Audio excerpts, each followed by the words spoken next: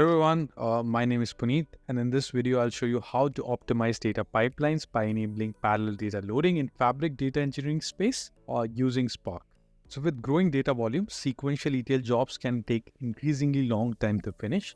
So by leveraging Spark queues, threads, constructs, along with the Fabric new release, which is runMultiple utilities, we can drastically increase the performance of processing by concurrent table loading. Here's what we're going to cover. First, an overview of parallel load and the use case and example dataset. Next, I'm going to walk you through some Spark code for both sequential and the parallel version. Finally, we'll compare both and summarize some key learning. Yeah, let's get started. So let's explore the idea of parallelism first. In simple terms, parallelism means executing the multiple processes simultaneously. And in data pipelines, we can leverage that by parallel loading to ingest multiple data tables or streams. And behind the scene, this utilizes your resources in more optimal way by running the task across the multiple cores at the exact same time. So for example, we can read the different tables from the source database, and merging that can happen parallelly, ensuring to maximize the efficiency. And these independent tasks utilize the same compute resources. In contrast to the sequential execution load, where one table load fully end to end before it starts the next one. And this underutilizes the capabilities of distributed systems such as like Spark cluster. So with parallel data engineering, we can strategically break up your sequential steps to unleash the parallelism. And this can be represented here. So on one side, you have multiple arrow pointing downwards, representing a task table loading running simultaneously, which is a parallel load. On the other end, you have the sequential task, which is moving from one task to the next one, symbolizing the linear step-by-step approach. And this can be time consuming for certain use cases. And that's why enabling the parallelism allows you to maximize the efficiency and hence performance gains as your workloads or table increases. Now the use case that led us to implement the parallel data loading. So traditionally, let's say your analytics pipeline took over several hours of sequential batch load from source database to any lakehouse layers, whether it's bronze, silver, or gold, which leads to significant delays. So the business user experience wait times of more hours because they cannot access that refresh reports or dashboards in a more frequent manner. And the pain point up here is that extended sequential runtimes and the frequent delays, which is also hindering the data analysis, which is crucial for decision making as well. To address that, we can transform our ETL approach by adopting the parallel data loading. So instead of table by table ingestion, you can introduce this new methodology, which can significantly accelerate the processing power. And we can also extend this by introducing something called metadata driven scheduling to orchestrate and monitor the ingestion runs, maybe automatically based on maybe configured dependency. The outcome here could be that the parameterized notebook, which leverages the PySpark threads and queues, cut off the overall batch runtime by significant percentage, let's say 70% or more, whatever the scenario you are in, down to just few hours. So the modular design that we can bring on the table can also improve the maintainability as we can scale to ingest multiple tables or databases from different sources. Allows you to onboard more data sources as well. So before moving on to the example, let's zoom in a bit on the compute configuration over Fabric Spark environment, a topic which is really crucial for anyone who's looking to harness the full potential of their data. So Fabric offers fully managed compute environments that can be fine-tuned to your specific workload needs. It's different from the traditional Spark setups, which require manual configuration. So here, Fabric simplifies the process by creating or offering you the flexible pool configuration that can scale resources dynamically. So you can define the size and scale of your Spark executors, which are exactly the powerhouses for your processing the data tasks that you need. So you can customize the memory, the core count, enabling you to tailor the performance precisely need for your data task in the hand. And with these managed environments, the intricacy behind drivers and workers are handled behind the scenes, so which will allow you to focus more what really matters, which is your own data processing. And how does the parallelism fit into the picture? It's all about optimizing the use of these executors. So let's talk about the Spark architecture. So at the core, the Spark cluster consists of driver node, and the multiple worker nodes. And the driver distributes the tasks amongst the workers, and each worker has their own executors to perform these tasks. Think of like executors as dedicated employees in the office, each kind of handling their own specific task assigned to them. And with these executors, which is their core, you can link them to their individual kind of hands of the employee who are performing their own task, right? Now, parallelism is all about maximizing these hands effectively. And by default, Spark does this really well. But sometimes you need to take a manual control to have those ultra high efficiency, and hence enter the queues and threads. So threads you can imagine as like multiple conversation at the once. You can juggle between them, but not all require your attention at the same time, right? And the queues help you to organize these conversation, ensuring you attend to each one in order to get the more context out of it without dropping the ball. And in our next example, we'll unravel this, how we can use these threads and queues to enhance that data processing in the Spark, which will allow us to do more, and which is really crucial when you're working in the high performance data environment. So our data processing example begins at the bronze raw data layer, which contains the appended historical changes across multiple transaction tables like customer, employees, product employees, and sales, and whatnot. So the bronze delta architecture stores the data in append mode, which means it has the full history, allowing us to access the current snapshot as well like the older version as well. So dimensions are relatively small. Fact table can be bigger in size. For this example, we are using worldwide importer sample dataset in Fabric. But the requirement for the business is to load the data incrementally first to find out what exactly change happened from the previous loaded endpoint, and then load that historical bronze data, including the recent changes, to the silver layer, which requires first to find out the change and then merge to the silver target tables on key columns for cleansing, transformation, and analytics, right? So what I'm doing here is that I'm initiating that loading process using this dynamic notebook. This is a flexible notebook which orchestrates first to find out the change. To find out the change, I'm using structured streaming as bash to figure out what exactly the change is, and then handle the changes from bronze to merge it to the silver layers. So I have also built this parent orchestration notebook. What it does, it leverages the metadata loop through all the tables and trigger that child notebook by passing these parameters, like in configurable parameters, which is stored in data warehouse in Fabric on a metadata table. And then it loads the data in parallel fashion with these parameters configurable, like table name and key column. But you can also enhance the parameters with like filter conditions, schema binding, and etc. So what it does, it kind of enable the whole structure for generalized incremental load by calling the reusable child pipeline or child notebook, and then create a data movement from any table while also unlocking the parallelism for accelerated data movements using queues and thread. To give more context of this dynamic child notebook, which handle the entire process of loading data from bronze to silver delta lake tables, let's walk you through step by step what's going on.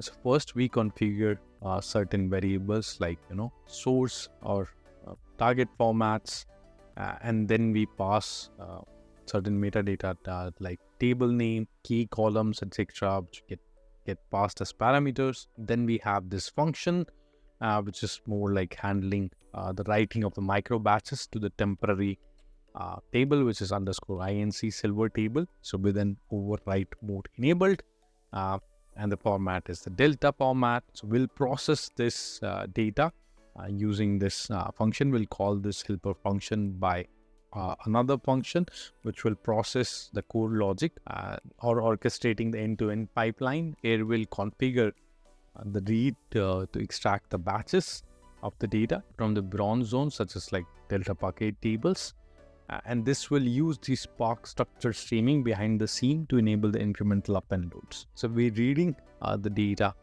from the bronze zone as stream into the data frame. Then we add certain extra attributes like timestamps Then we write that stream back using calling this helper function up here, which we created previously here. And this helper function will be called every time we read this stream and then write it back, or every time we call this whole process table stream. So we're doing this to process the data in micro batches to temporary table in the silver zone, just to stage the updates. So this will allow us to handle the schema evolution or the structural chain more easily later on when we merge the data. So we're not also triggering it continuously. We are saying that only trigger once equals to true, so it will not run in a continuous fashion. So this will again write the data in the silver tables in a stream micro batch map. Finally, we have this key step, which is merging the incremental load data with the final delta table with the designated key column. So I'm passing the designated key column to the delta lake upsert semantics, which will take this primary key column to manage the insert and updates. And if it doesn't exist, it will create the table automatically. And that's it.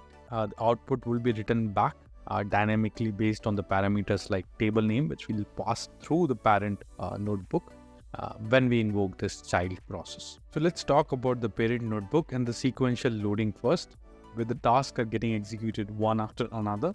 And this method can be slower in high performance environment, especially with the large data set. But here we're going to demonstrate first the load by sequential loading and then by parallel loading, and observe how much time it takes in both process. So we'll start the notebook by importing this MS Spark utils, which we're going to use later on to call a different notebook, which is a child notebook. Then we'll define a metadata table, which is nothing. It's just a shortcut table coming from the data warehouse, and it contains the details about the data that we want to process. Now, what we're going to do is we're going to retrieve that metadata table data in a data frame where the exactly information that we need for is resides. And this metadata table contains information like table name, key column, and you can expand this table by adding like filter condition and schema and so on. Now we're going to do is going to convert this data frame in a list of dictionary, and each process represent in our data frame as a row, which makes it easier for us to process the data in a more iterative fashion. Finally, we have this function. If I execute this function, so it's gonna set up the parameter for each table, like table layer goes to table, table name goes to tables, and so on. And it's gonna call the notebook with the arguments that we need to pass on to the child notebook, and gonna finally print out the status, which is coming from the exit code from the child notebook. So the status of each operation shall be printed out. And finally, this is a for loop for each table in our dictionary, which will execute a loading function sequentially.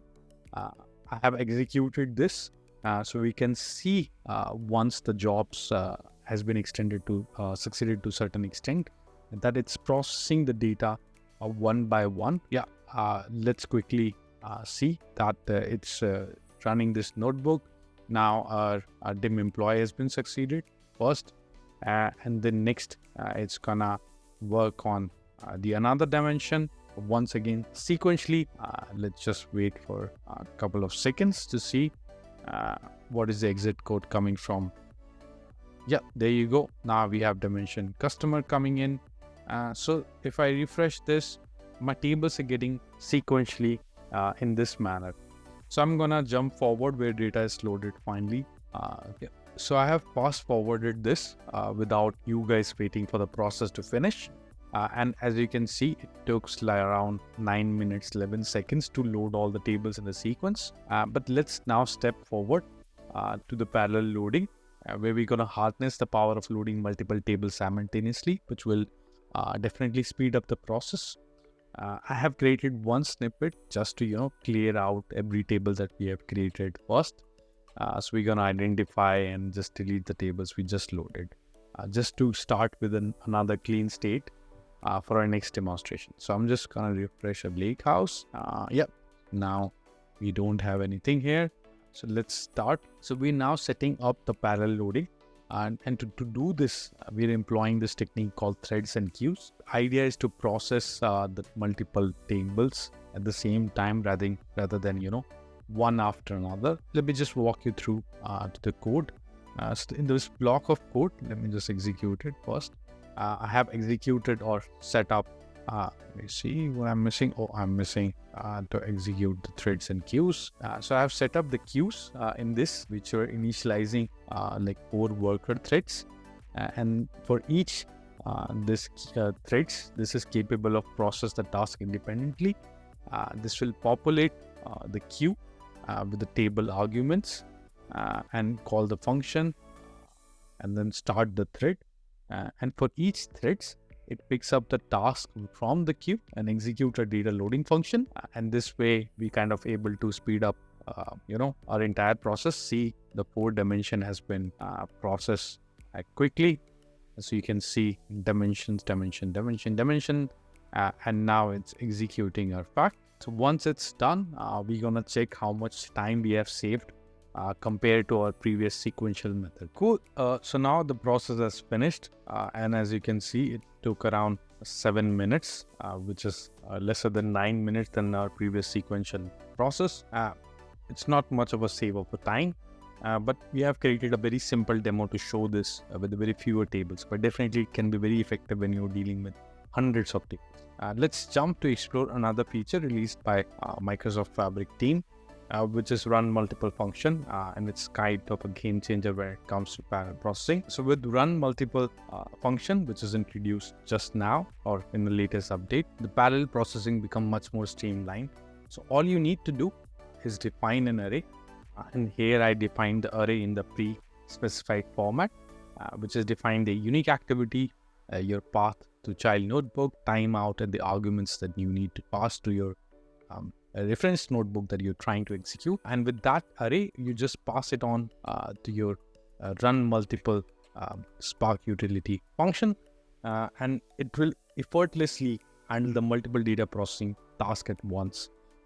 And this feature represent like a really good leap in optimizing the data pipelines to achieve more in less time.